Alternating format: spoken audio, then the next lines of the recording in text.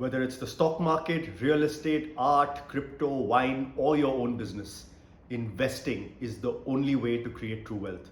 And the reason most people never get around to it is either because they have no money, we've got no time, we don't have enough knowledge, we don't have time to do the research, there are too many options out there, or we just never got around to it.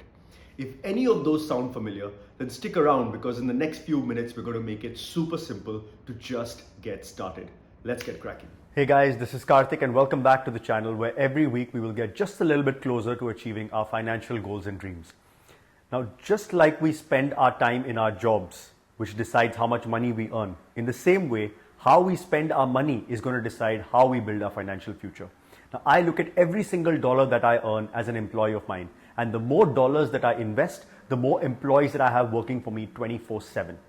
And this is the key. Now, the key to investing is to keep it as simple as possible and to be as consistent as possible. But how do we do that when there's just so much information out there?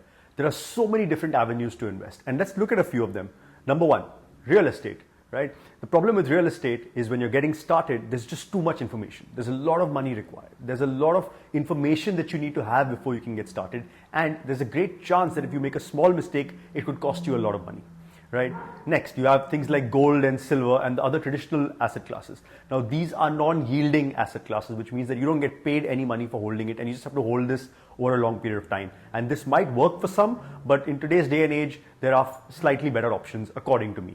The third, the new one is crypto, right? Again, but with crypto, how much money do you really want to put in it? It seems sometimes to be a gamble if you don't quite know exactly what you're getting into.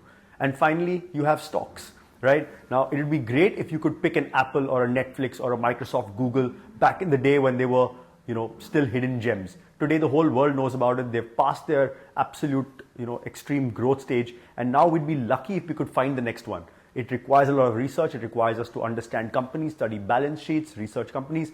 It's a lot of effort and a lot of work. So the question is, how do we simplify this? The answer is index funds. All right. So today we have the option where we don't need to pick and choose individual stocks. We can buy a basket of the largest 500 companies in the United States. They include stocks and companies from across industries, from tech to defense to airlines to you name it, utilities. They have all the stocks in one basket, and these are the 500 best performing stocks in the US. So what that means is that you don't need to worry about picking and choosing the stocks. This index fund will just replicate the performance of the largest 500 companies. And as and when these companies don't perform over a long run, for example, let's say Apple tomorrow stops performing well, it will get taken out of this fund and will be replaced with another company that has the same growth and the same kind of potential. So you never need to worry about it. There is no one managing or monitoring this portfolio. It just replicates the largest 500 companies in the US. And the index fund that I like to look at is something called SPLG, which basically tracks the S&P 500, the largest 500 companies in the United States. It has a very low cost to operate and manage this fund because it's all done automatically. It has a 1.5% to 2% yield. That means just holding the stock over the long run can give you a 1.5% to 2% payout in terms of dividends.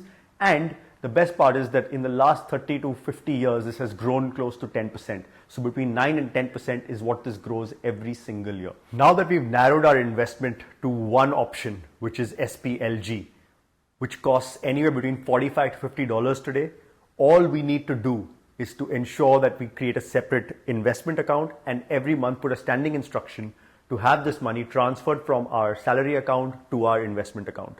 It's that simple. Once we do that, we go there and buy the number of shares that we're comfortable with. Pick an amount, 5%, 10%, whether it's less, it doesn't matter.